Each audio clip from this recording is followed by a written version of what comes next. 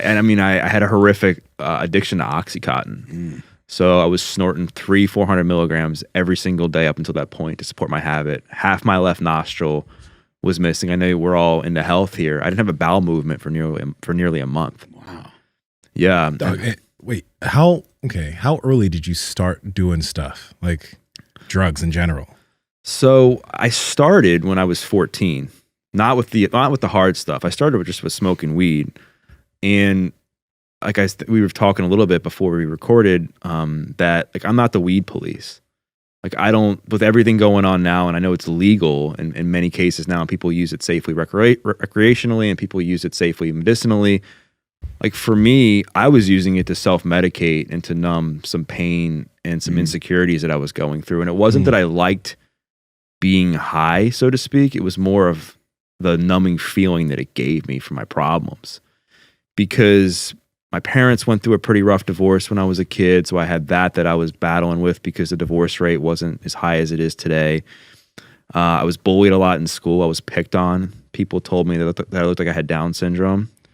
I loved sports. Like I loved playing sports. I loved watching sports. I loved reading the newspaper, collecting cards, but I wasn't good.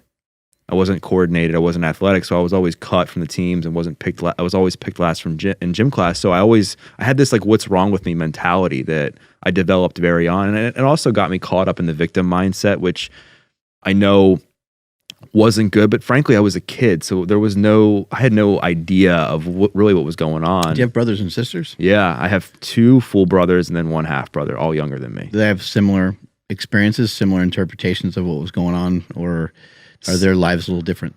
Similar, yes. There's a lot of similarities in our experiences and what we went through, but I was also the oldest, so I guess I saw a lot more. Yeah.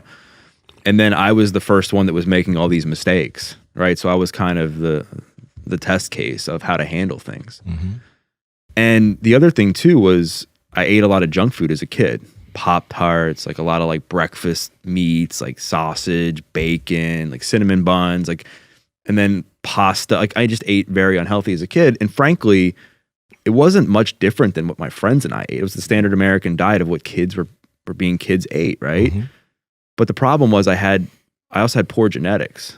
And I say this because I was eating the same amount of food as my friends, but I gained weight at a young age. So I started to get like a little bit of a belly when I was 10, 11, 12 years old. Now I'm wearing husky pants. I'm wearing bigger shirts. And I'm looking down and I'm like, why do I have belly fat? And my friends don't. So again, like this what's wrong with me mentality just became bigger and bigger and bigger. And then fast forward to when I started to smoke pot, I was at a neighbor's house, a friend of mine that I went to school with. And she was like, hey, I have some weed. You want to try it? And I was like, huh. Like all the cool kids I knew were smoking. It was like the cool thing to do. A lot of musicians that I followed or listened to were doing it. I was like, oh, it's worth a shot. And the experience that I got after that first hit was something that I wasn't expecting at all. Because what happened was I took that hit and I felt that monkey come off my back. That what's wrong with me mentality just kind of went away, dissipated. And I didn't have to worry anymore about whether I was going to have a girlfriend, because I didn't have a girlfriend in grade school. I didn't have to worry what my parents' relationship was going to look like. I didn't have to worry what my athletic ability was going to be. I could just be myself for the first time. And that feeling became very, very addicting, which is why when I talk to people about when they smoke pot, I always look at like why are you doing it? You have to look at why you're doing it. Because if someone was to say, yeah, I'm recreationally smoking pot, my relationships are phenomenal, I'm doing well in school, like I feel good about myself, I'm taking care of my health, like I have goals, like all that to say, like who am I to say what you should and shouldn't do? But the problem is with most kids these days, that's not the case. Yeah, the brain's still developing, right? And we don't have a lot of life experiences, so we're still trying to figure stuff out. It sounds like that's what you were doing. I've actually never smoked weed before. I never even tried it, so I don't really know what the experience is, but I have tried things like mushrooms, psychedelics, stuff like that. Is marijuana anything similar to those things? Like, is it introspective rather than, I think that like alcohol is a little bit, in my opinion, feels more like an escape. It feels more like you put the world on pause for a little bit while you, go and enjoy yourself type of thing. But my experience with like psychedelics has been they've been introspective. Is marijuana like that way in any way? It can be. I mean, I think it used to be, and don't quote me on this, but I believe back in the day it used to be classified as a hallucinogen. Marijuana did. And yeah, it's like an experience where you can be introspective and you get high and you start to think about things and you have a good time with your friends. It becomes like a religion, right?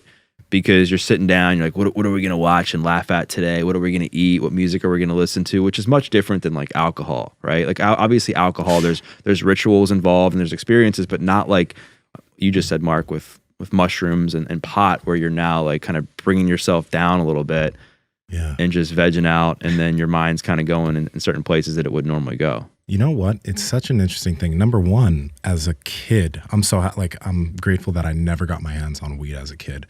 The first time I smoked was like when I was maybe 23 or 24.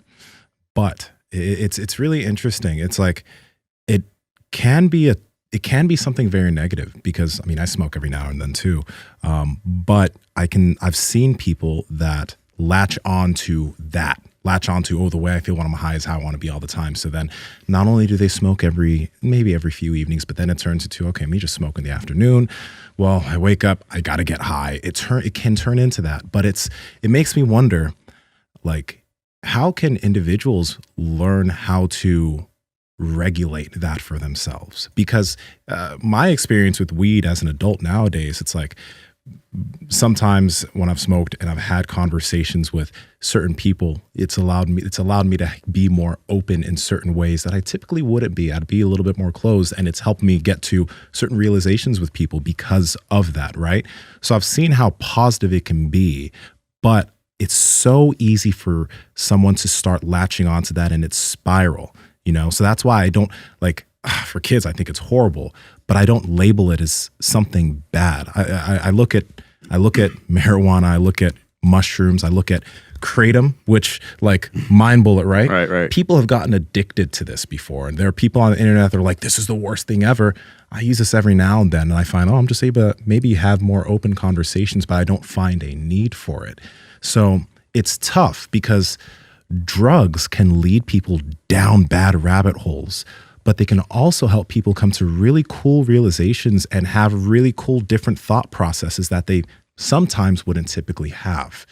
But how do you tell that to a kid? You don't want the kids to do drugs, but it's hard, man, because now it's so normalized, especially pot. Like back when I was, getting into trouble as a teenager, this is back in the early 2000s. And if your parents caught you with pot, it was almost like your parents finding heroin today. Yeah. Because of the severity of what they thought it was back then. And in reality, that pot back then isn't nearly as strong as it is today. Mm-hmm. Especially the stuff from the pens, the concentrated shit. Yeah. I think it's called dabbing, or something. Yeah. But it becomes like this religion. And that was almost one of the hardest things for me to break, was the community of people I surrounded myself with who filled in like for the family that I didn't really have at home because my family was broken up. Again, like what you're going to do when you get high, what you're going to eat afterwards. And then also I couldn't eat without being high. I couldn't do anything because I became so attached to, if I'm going to go to this event, I got to smoke. If I go to a restaurant with my friends, I got to smoke. If I'm going to go to this dance, I got to smoke. So you started to feel like the person that you were when you were high was better than the person you were when you weren't high. And it was that, and I'd also just rewired my brain to know that in order for me to survive, I needed pot. It was kind of like what you were saying before of how when you start to do it, it just starts out with a little bit, and then you do more and more and more of it, and now you realize that it becomes part of your identity now. Mm-hmm. And when it comes to like how people should use it, I mean, I can only speak from my own personal experience, but again, I always come back to like how does it play out in your life? Like, does it make your life better or worse? Right? It's kind of like the people when they drink, they become jerks. Like they shouldn't drink, right? Or they need to go work on themselves and figure out what's causing that, and then make different decisions about it. But like I said, if it's you and you're having amazing conversations, you're nurturing relationships, your life's good, you feel good. Like I mean, I'm not the pot police. Yeah. But when I'm talking to parents with kids and they're asking me for advice, it's more like, all right, like talking to these kids, like how is it helping your life right now? Mm-hmm. How does it align with your goals? Like, is it helping you get better at school? Is it helping you become a better man or a woman? Is it helping you in the gym? Like whatever it is. And most of the time it's not for these kids.